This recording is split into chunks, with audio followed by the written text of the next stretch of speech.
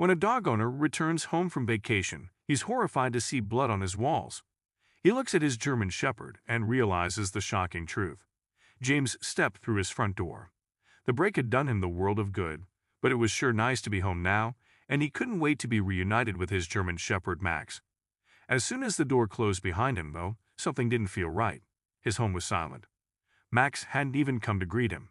He kicked off his shoes and began to call out to his dog as he checked every room. But when he got to the living room, he stopped in horror. All over the door and walls were blood spatters. He called Max more urgently, and this time the German Shepherd responded and came downstairs. But he wasn't his usual self. He was shaking and seemed scared. Cautiously, James nudged open the living room door with his foot and gasped. He looked at his German Shepherd and back into the room in front of him, and realized the shocking truth of what had happened. His friend hadn't been able to come over to take care of Max one evening, and this had happened. James had a simple but busy life living in the small town of Ridgewood Park, Virginia. When he wasn't teaching history at a local college, he was enjoying the peace and quiet of his cozy cottage. It was a perfect escape from the world, especially for someone like James, who cherished his solitude after a busy day with his students. His constant companion was Max, a loyal German Shepherd who had been by his side for years. The lush greenery that surrounded their home was the perfect place for the big dog to run around and explore. To the professor, Max was more than just a pet, he was family. The man didn't have a wife or kids. It was just the way life had gone for him. But he was perfectly happy with that. He had all of his students to keep him feeling young and appreciated, and an abundance of friends that felt like family too. But Max was his most loyal companion. James had rescued him from a shelter when he was just a puppy. The poor dog had been abandoned, along with his siblings, on the side of the road. Under James's care, though, Max became a loving, trusting dog who would do anything to protect his owner. Their bond had grown stronger over the years, and Max was always there to greet the professor with pure excitement whenever James returned from work. In turn, the dog brought joy and companionship to James's life. After a particularly difficult teaching year, James decided to use part of his summer break to take a much-needed vacation. He spent his evenings planning a trip to the mountains, the perfect location for both adventure and relaxation. However, he kept running into a problem. Every accommodation he liked wouldn't allow dogs, and he wasn't sure how he felt about leaving Max behind. Over coffee with his friend Emily, he mentioned his plans in passing and was pleasantly surprised to find that she offered to take care of the dog. She told James he deserved a break and that she had no problems checking in on Max and taking him for a walk. She had known Max since the day James had brought him home and always made a big fuss of him when she saw him. Emily only lived a few blocks away from James and he trusted her completely. So it was settled. James would take his vacation and Emily would care for the German Shepherd. As James packed, he couldn't help feeling a twinge of guilt as Max watched him fill a bag with clothes and books. He gently patted Max's head and promised that he'd find them a little weekend break somewhere together when he was back. Taking Max with him now would have been the ideal situation, but he desperately needed a break. He felt so burnt out, and he couldn't pass up a week in a beautiful cabin surrounded by the mountains, where he could be out in nature and read his books. It would be the ultimate way to recharge. The plan for Max was in place, which put his mind at ease somewhat. Emily would visit the cottage, feed Max, and take him for his daily walks. Max loved Emily, so the professor felt reassured that his furry friend would be in good hands. In the mountains, James instantly felt at peace. All of his troubles began slowly easing, but he did miss Max. He was thankful to have a friend like Emily, though. She'd been messaging every day to let him know that his dog was fine. However, on his last day, Emily rang James, sounding upset. She was unable to make her usual visit in the evening. Due to an unexpected emergency, she promised that she'd been to walk Max that morning and left him plenty of food out, but she wouldn't be able to make it in the evening. James assured her that the dog would be just fine that evening and that he was due back the following morning anyway. He told Emily not to worry herself over Max and to deal with whatever she had going on. After that, James didn't think much of it. After all, he'd be home soon, and he wanted to enjoy his final day. As James drove back to Ridgewood Park, he felt relaxed and calm after his break. He was excited to see Max, though, and already had a big walk planned after the German Shepherd had missed out the evening before. He figured he would check in on Emily during the walk too and make sure she was okay. He let his mind drift back to his days in the mountains as he drove along the familiar roads. It really had done him good to rest and reset. But as he pulled into the driveway of his cottage, he had no idea what was awaiting him. He imagined the German Shepherd waiting by the door to greet him, his tail wagging in excitement over their reunion. That couldn't be further from the truth. When he opened his front door, though, he instantly knew something was off as the dog didn't come to greet him. When he reached his living room, he cried out in horror. All over the walls and door were blood spatters. Now James's mind began to race. Had his poor dog injured himself while he'd been left alone?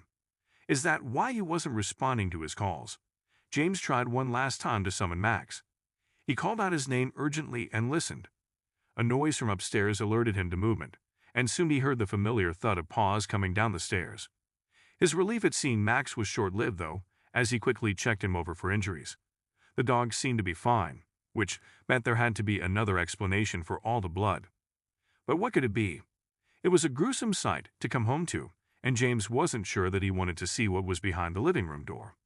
But he had to try and get to the bottom of what had happened. Something still didn't feel right in his cottage, almost like his home wasn't his anymore. Max wasn't his usual self either. He was practically glued to the professor and shaking all over. There was no sign of excitement over James being home, but the dog seemed relieved to have his owner back. James didn't want to touch the door in the state it was in, so he sharply touched it with his foot and let it swing open. What greeted him made him gasp and stumble back in shock. His entire living room had been wrecked. Cabinets and drawers had been emptied, his sofa cushions were scattered all over the floor, and books had been haphazardly flung from their shelves. Now the pages were crumpled on the floor. James was shaking now, and he moved into the next room, careful not to brush up against the blood-stained walls. Max stuck closely by his side. It was the same thing in his home office, though. The whole room had been trashed. James stared at the room and the blood spatters, then glanced down at Max, who was whining now. He slowly started to realize the shocking truth. His home, his sanctuary away from the world, had been broken into. Given that Max didn't have any injuries, the blood could only have come from one place, the intruders. The German Shepherd must have loyally defended his home, while the intruders had attempted to do who knows what. James began to look around. He didn't notice anything valuable missing, much to his relief. The whole experience felt surreal, to think that someone had been inside his home. Max must have felt so scared and confused after the ordeal. The professor was shaken now, seeing what had happened, so he could only imagine what Max had gone through with the intruders in the cottage. He was just glad that they hadn't hurt his loyal companion. Max had always been protective of their home and James, and it seemed that his instincts had kicked in during the professor's absence. Given that nothing valuable had been stolen, it was likely that the intruders had been scared off by Max. Now that the man looked at all the blood on his walls, he began to wonder just how severe the injuries that Max had caused were. James felt a deep sense of pride and gratitude for his brave companion, but he began to wonder if that's how the police would see it. It dawned on him that his home was now a crime scene, and there were likely one or two intruders out there somewhere. There with injuries, James couldn't call the police, but he just hoped they understood that Max was only defending his home. He reluctantly called the police, and then slumped down on the floor, letting the phone slide out of his hand. The call handler had told him someone would be over promptly to take a statement and investigate the break-in. The shock of it all was catching up with him.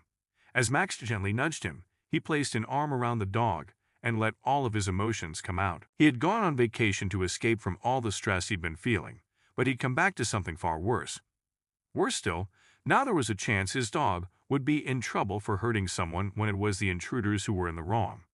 The cottage had always been a safe sanctuary, the place where he and Max were happy, but it didn't feel like his anymore.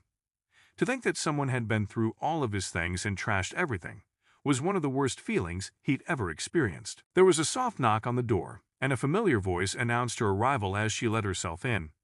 Emily had come over to tell James that her family emergency was all sorted and to ask about his vacation.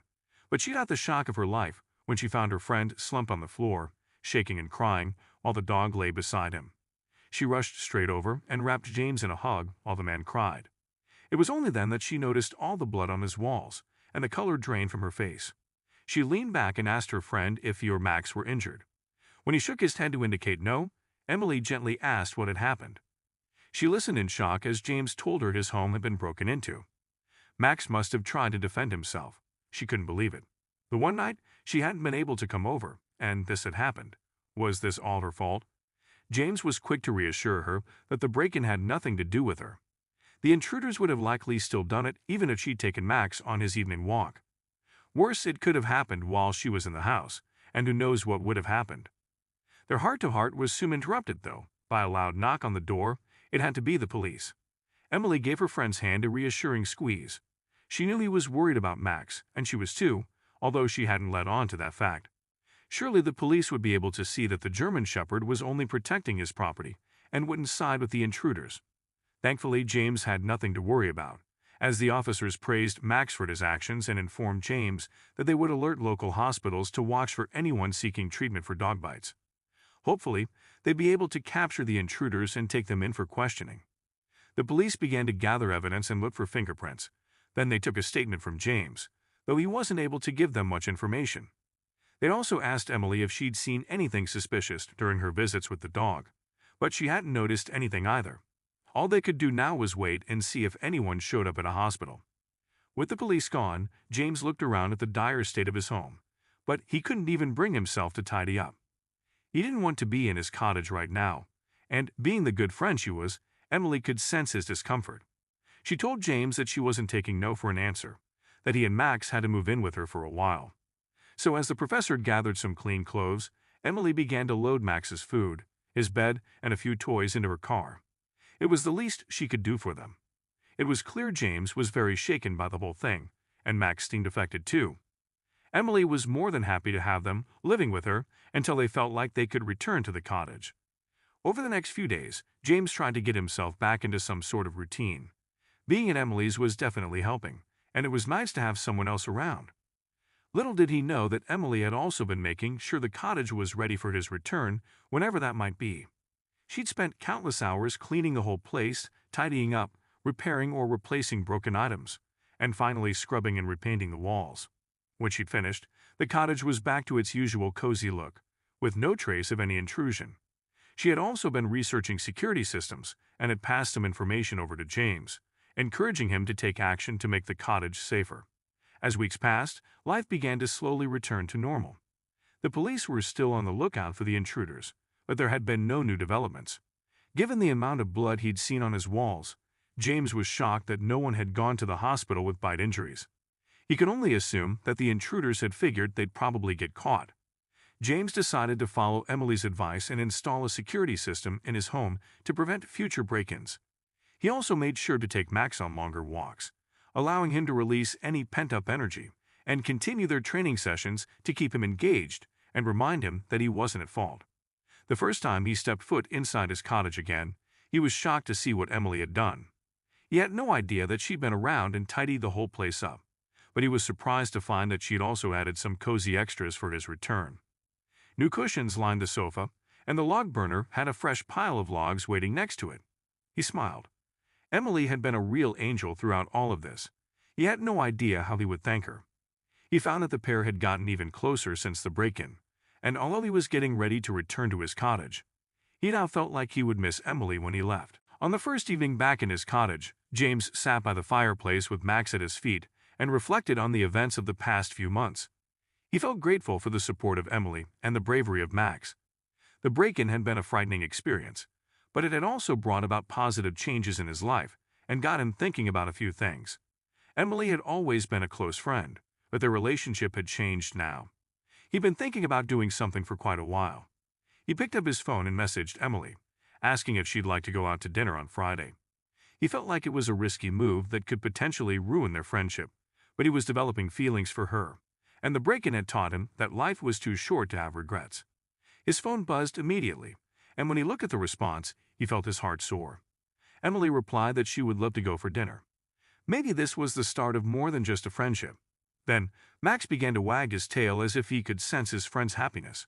The break-in was one of the worst things James and Max had ever been through, but everything had worked out in the end. James had made his peace with the fact that the police were unlikely to find the intruders now and had decided to just get on with his life, a decision which, judging by Emily's response, was working out well so far. Now it's over to you. What do you think of this story? Do you know any stories of animals defending their homes? We'd love to hear your thoughts, so please leave a comment below. Thanks for watching. We'll see you in the next